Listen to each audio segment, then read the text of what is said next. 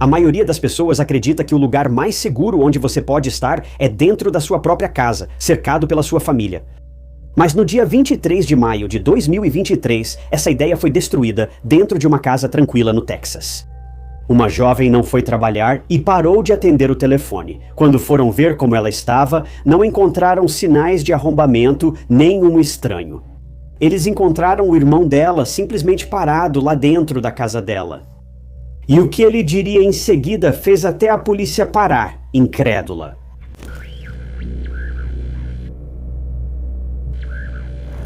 A família Olaudi não se destacava de nenhuma maneira óbvia. Se você passasse de carro pela casa deles em Nash, Texas, veria exatamente o que esperaria ver.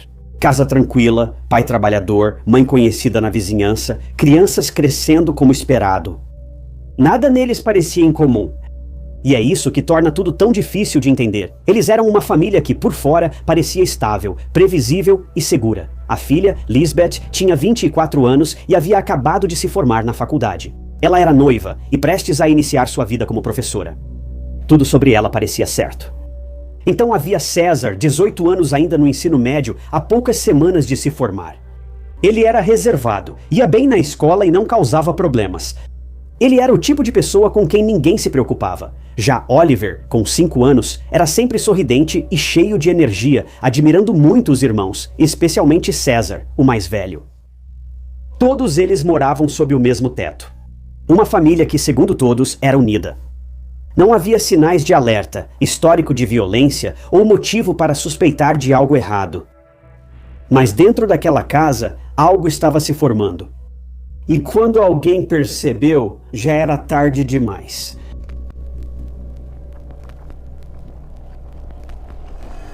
Nash é uma área suburbana tranquila e muito pequena de Texarkana, Texas. Tem uma população de apenas 4.000 pessoas e é exatamente como você imaginaria uma cidade pequena. Comunidade unida, muito tranquila e no geral pacífica.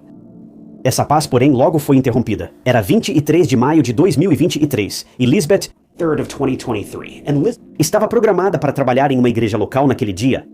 Mas ela nunca chegou lá. Agora, essa era uma comunidade pequena, onde todos conheciam seus vizinhos, colegas de trabalho e todos ao redor. Então, quando Lisbeth, que normalmente nunca faltava ao trabalho, ou pelo menos avisava seus colegas de trabalho com antecedência, não apareceu na igreja, isso deixou todos preocupados. Isso não era típico de Lisbeth. Ela era muito pontual e responsável, assim como toda a família. Se deixassem de cumprir a rotina, já era algo estranho. Agora, eu sei que a vida pode mudar de repente, e coisas podem acontecer e você simplesmente não consegue chegar a algum lugar ou estar no seu melhor. E o mesmo poderia ser dito sobre Lisbeth também. Talvez ela simplesmente não estivesse se sentindo bem, ou teve algum tipo de emergência e simplesmente não foi trabalhar. Bem, a última opção estaria muito mais próxima da realidade. A questão é que seus colegas de trabalho também estavam pensando a mesma coisa. Será que ela poderia estar em apuros ou ter sofrido algum tipo de acidente? Ela não atendia o telefone e a preocupação deles aumentava muito. Isso era demais para ser apenas uma coincidência. Não aparecer no trabalho e agora não atender o telefone? Isso era realmente estranho. Agora, para você ter uma ideia de como as pessoas cuidavam umas das outras nessa pequena cidade pitoresca, um dos colegas de trabalho de Lisbeth na igreja, um homem chamado Joseph Flyder e sua esposa, decidiram ir até a casa de Lisbeth para ver como ela estava. Na cabeça deles, eles só queriam ficar tranquilos. O silêncio de Lisbeth era realmente incomum, e isso não era nada normal. Ela não atendia o telefone. Será que estava com problemas ou precisava de ajuda? Eles só pensaram em se certificar de que ela estava bem, e esses eram os pensamentos que passavam pela cabeça de Joseph e de sua esposa enquanto faziam aquele trajeto da igreja até a casa de Elizabeth. Quando o casal chegou à casa, estava tudo silencioso. A porta estava fechada, sem atividade no horário, e tudo parecia assustador. Joseph e a esposa saíram do carro e foram até a porta. Ainda assim, nada parecia alarmante naquele momento. A porta estava obviamente fechada, então Joseph bateu e esperou. Ele bateu mais vezes, mas não teve resposta. A casa parecia deserta, o que seria impossível, já que era para haver pessoas na casa nesse momento. Nesse momento, outro parente da família Olaudi também chegou à casa. Assim como Joseph, eles estavam preocupados. Ruben e Aida não atendiam o telefone e não davam notícias desde cedo. Bem, foi decidido ali mesmo arrombar a casa. Para muitos, isso pode soar exagerado, mas eles estavam realmente preocupados. Era algo extremamente incomum. A casa estava silenciosa. Ninguém atendeu quando bateram. A conclusão mais óbvia era que ninguém estaria em casa, mas então por que nenhum dos membros da família, nenhum deles, estava atendendo o telefone?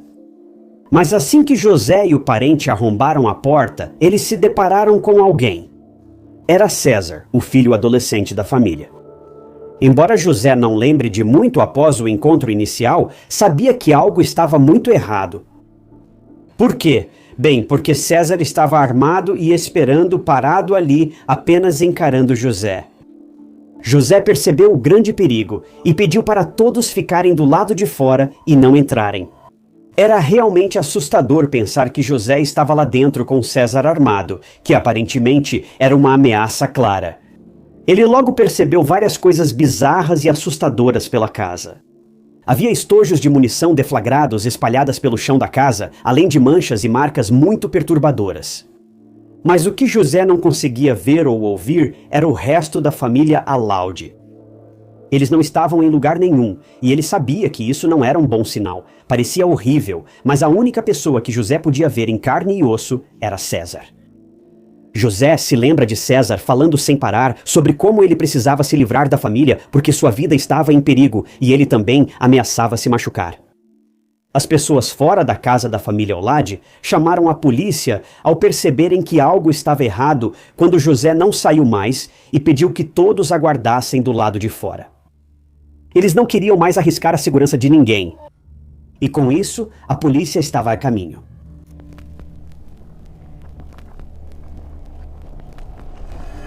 José estava na casa com César, que perdia a paciência quando as sirenes da polícia começaram a soar do lado de fora. Em determinado momento, César recebeu um telefone para falar com um policial e contar o que havia feito. Mas ele não foi nem um pouco agradável nessa ligação. Ele estava muito irritado e nervoso e continuou falando sobre sua família e o fato de ter eliminado todos eles, um por um. Bem, quando a polícia chegou, César continuou sendo tão pouco colaborativo quanto sempre foi. Ele não queria se render e toda a situação era incrivelmente bizarra e tensa. A essa altura, José felizmente já tinha conseguido escapar da casa. César representava um risco. Ele não tinha medo de ameaçar os policiais com suas armas e toda a confusão levou a polícia a isolar toda a área. O bairro já não era o mesmo. Carros e vans da polícia ocupavam as entradas e, olhando de fora, parecia uma zona de guerra. Mas, na realidade, era um grande contingente de policiais contra um garoto de 18 anos que estava claramente perturbado. Os detetives precisavam agir com cautela nessa situação. Tudo poderia ter terminado muito mal com apenas um passo em falso, um erro de cálculo. Um negociador foi chamado ao local, e os esforços para acalmar César e convencê-lo a se render duraram mais de 2 horas. A tensão e a intensidade durante aquele período eram inimagináveis. A polícia estava fazendo tudo o que podia para salvar a vida de César e poupá-lo, mas eles estavam começando a perder as esperanças. Mas, felizmente, depois de 2 horas, César cedeu e estava pronto para sair de casa e se entregar à polícia. Imediatamente, a polícia entrou em ação ao ver César saindo daquela casa. Eles o desarmaram e então o prenderam. Mas algo mais aguardava naquela casa silenciosa da família Olaley. Nesse momento, a polícia só sabia de fragmentos do que Joseph conseguiu ver enquanto estava dentro da casa. Eles sabiam que César disse ter matado toda a família. Eles sabiam que algo tinha ocorrido dentro dessa casa tranquila e pacífica. Mas agora, eles precisavam entrar na casa e ver as coisas por si mesmos. O que aguardava os policiais lá dentro? Era sombrio, para dizer o mínimo. Uma família que antes era feliz, próspera e saudável, agora não existia mais. E a única coisa que a polícia sabia era que o filho adolescente daquela mesma família era o responsável por toda a tragédia. Mas por quê? O que poderia ter levado a algo assim? Bem, para César, a explicação era simples. A família dele tentou comê-lo.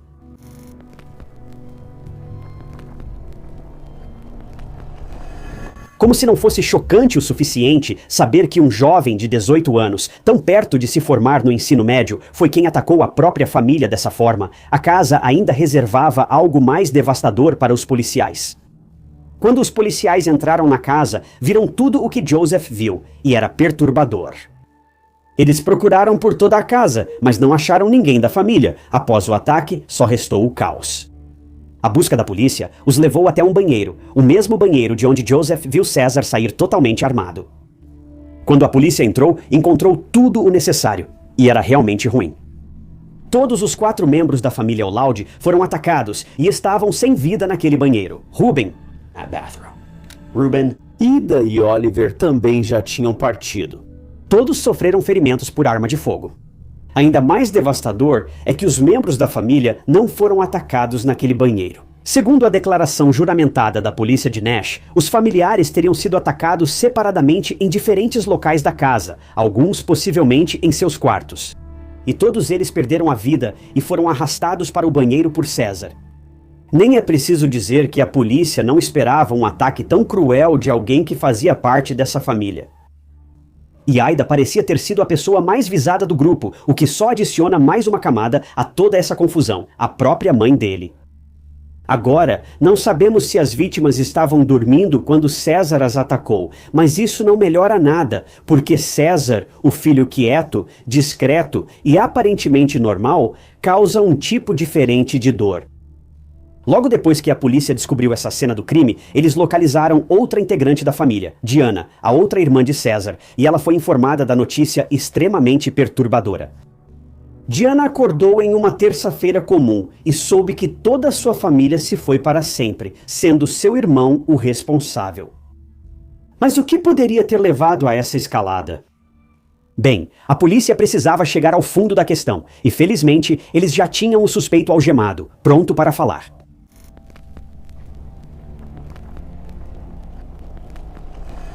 César foi levado para a delegacia e interrogado pelos crimes, e então ele contou aos policiais o motivo pelo qual cometeu esses crimes. O motivo era tão bizarro quanto tudo o que havia acontecido naquele dia. Porque, segundo César, ele não teve escolha a não ser se proteger da própria família, porque eles iam, e eu cito, comê-lo vivo. E você ouviu direito, César basicamente entregou toda a família porque achava que eles eram canibais. Não imagino como a polícia reagiu, pois isso não acontece todo dia. Os investigadores ficaram chocados. Eles esperavam uma razão mais lógica, como rebeldia ou algo mais típico ou sombrio para um adolescente, mas isso é difícil de entender. E foi extremamente frustrante porque César não esclareceu nada além disso. Ele apenas disse à polícia que olhou para a família dele e os viu como monstros devoradores de carne, e que isso ativou sua resposta de luta ou fuga. Ele sabia que precisava salvar a própria vida, caso contrário, ele acabaria morto nesse fiasco. Então, ele se armou com uma arma. Só para constar, realmente não sabemos como César conseguiu a arma. Ela já estava na casa ou era de um dos pais dele? Como ele teve acesso a isso? A polícia nunca revelou isso, e parece que o César também não. Mesmo assim, ele contou à polícia que apenas pegou a arma, mirou na família e não parou. Se ele parasse, sabia que, sem dúvida, eles viriam atrás dele para literalmente comê-lo. Ele começou pelo pai, que vizinhos viram trabalhando com César na horta da família e resolvendo coisas juntos há apenas alguns dias. Eles estavam sempre sorrindo e nunca ninguém imaginou que as coisas poderiam acabar assim. Depois, a mãe dele, que o carregou por 9 meses e o amava tanto quanto a si mesma, se não mais, e era uma luz na vida dele. E depois, a irmã dele, que era tão realizada e até estava noiva. César estava prestes a ter um cunhado. Lisbeth e Jeremias estavam tão apaixonados e mal podiam esperar por esse novo capítulo de suas vidas só para César fechar o livro antes mesmo que pudesse começar. E por último, e provavelmente o mais doloroso, seu irmãozinho Oliver.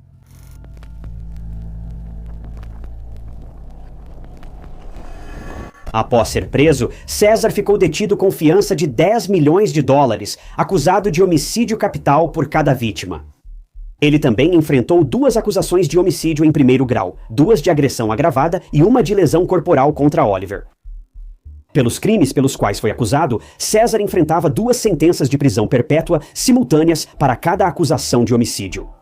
Mas ele também foi acusado de agressão porque ameaçou Joseph e outras pessoas, incluindo policiais, antes de ser preso.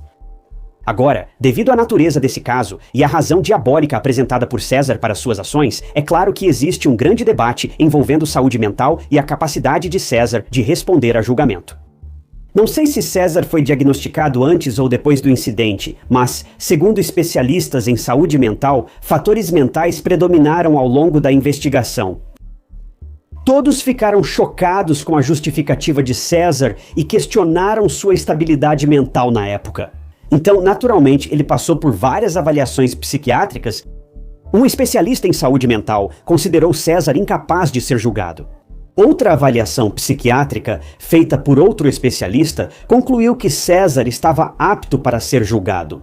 César foi apresentado diante de um tribunal e, sem hesitar, declarou-se culpado de todas as acusações. Então, a única coisa positiva em toda essa tragédia foi que a única integrante restante da família, Diana, não precisou passar por um julgamento e reviver todo esse sofrimento doloroso. Agora, esse caso aconteceu no Texas, e para homicídio capital, a sentença pode seguir dois caminhos. Ou o criminoso pode pegar prisão perpétua sem possibilidade de liberdade condicional, ou pode receber a pena de morte. Naturalmente, a opinião da Diana foi considerada quando o Estado levou esse caso adiante, e a Diana estava em uma situação muito difícil. Esse era o irmão dela, mas ele também era o assassino de toda a família dela. Ele era o motivo pelo qual ela ficou sozinha, mas, por razões religiosas e por não apoiar pessoalmente a pena de morte, Diana optou pela prisão perpétua. Como não houve julgamento, o caso foi direto para a sentença. César Olade, de 18 anos, César Olaude, foi condenado à prisão perpétua sem liberdade condicional e mais 50 anos como parte de um acordo para evitar julgamento. César ficou preso na cadeia do condado de Bowie e depois provavelmente transferido para uma unidade do Departamento de Justiça Criminal do Texas. Um jovem que estava há poucos dias de se formar no ensino médio agora estava atrás das grades. Não houve nenhum indício e ninguém viu isso chegando. Simplesmente aconteceu. Após a tragédia, Diana criou uma campanha no GoFundMe para as despesas do funeral da família. Ela é literalmente a única que sobrou da família, e eu não consigo imaginar a dor de perder todos por causa de uma pessoa dessa família. A vaquinha online arrecadou mais de $60 mil, o que espero ter coberto as despesas futuras dela. Esse caso é diferente de qualquer outro por aí. Para quem olhava de fora, a família Lauda era perfeita. Eles nunca se metiam em confusão. Todos eram gentis, educados e trabalhadores. Mas ver essa reviravolta dos acontecimentos é perturbador. Ninguém sabe como estava a saúde mental de César na época da tragédia. Será que ele enfrentava um surto psicótico, achando que sua família queria comê-lo? Claro, ninguém sabe disso além de César. O que torna esse caso tão perturbador é a completa ausência de sinais. Não havia indício de que César tinha problemas de saúde mental. Ele não deu sinal de alerta algum. Ele não fez ou disse nada que fizesse alguém se afastar ou sair correndo. Ele era solitário às vezes, e suas fotos, em geral, eram selfies no banheiro com AirPods. Mas será que todo solitário acaba cometendo o assassinato da própria família? Claro que não. E também quero deixar claro que não estou tentando minimizar as ações dele. Tendo problemas de saúde mental ou não, o que ele fez foi totalmente inaceitável. Foi excessivo. O ataque foi muito violento. Não há como suavizar isso. E é isso que torna esse caso tão assustador e ao mesmo tempo de partir o coração. Pois todos daquela família estavam completamente indefesos diante dele. Eles jamais imaginariam que suas vidas acabariam assim, pelas mãos de seu próprio sangue. Se esse caso tivesse envolvido um estranho, talvez as coisas tivessem sido diferentes. Seria igualmente devastador? Com certeza, sem dúvida. Mas quando estranhos atacam pessoas, não existe esse vínculo, mas ainda assim, isso abala todo mundo profundamente. Geralmente, emoções negativas e sentimentos conflitantes levam as pessoas a cometer esses crimes. Mas quando alguém da sua própria família comete um ato assim, a história é outra. Você começa a questionar todas as pessoas com quem viveu e confiou a vida inteira. Quando essa confiança se quebra ou mancha, não tem volta. César afirma que foi sua mente dizendo para lidar com a família antes que eles lidassem com ele. O que ocorreu a portas fechadas? Este caso destaca como a saúde mental pode se deteriorar rapidamente e o impulso misterioso que levou César a fazer o impensável. São coisas como essa que tiram o sono das pessoas à noite, fazendo-as se perguntar quem são os verdadeiros monstros.